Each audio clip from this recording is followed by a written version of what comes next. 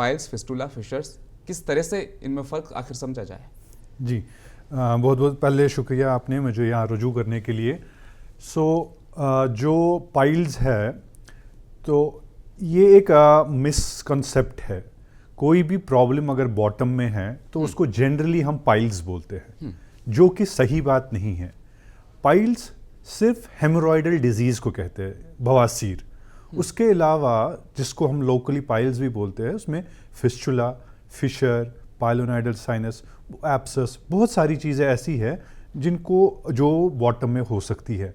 तो उनको डिफ्रेंशिएट करने के लिए प्रॉपरली हमारे पास मतलब ऐसी साइंटिफिक नॉलेज रहती है कि वी कैन डिफ्रेंशिएट कि बवासीर है, फिस्चुला है, फिशर है या और कोई प्रॉब्लम है।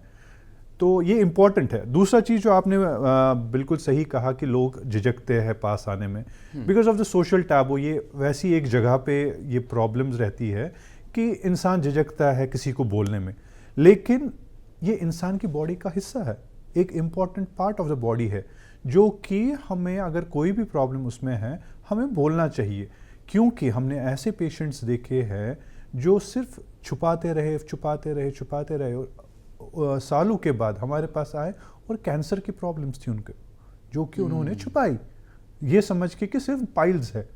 सिर्फ पाइल्स नहीं हो सकता। ब्लीडिंग अगर हो रही है या किसी को प्रॉब्लम हो रही है ब्लीडिंग की, वो सिर्फ पाइल्स की वजह से नहीं हो सकती है, अल्लाह बचाए वो कैंसर भी हो सकता है। सो सही टाइम पे रजू करना एक स्पेशलिस्ट के पास बहुत ज़्यादा इंपॉर्टेंट है।